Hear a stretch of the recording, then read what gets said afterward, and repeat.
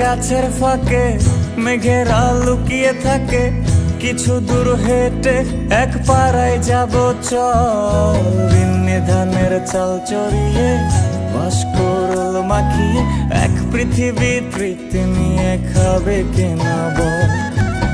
স্তঙের গাছের ফাঁকে মেঘেরা লুকিয়ে থাকে, কিছু দূর হেঁটে এক পাড়ায় যাব চল। বিন্নি ধানের চাল চড়িয়ে বাঁশকুড়ুল মাখিয়ে এক পৃথিবী তৃপ্তি নিয়ে খাবি কিনা বল।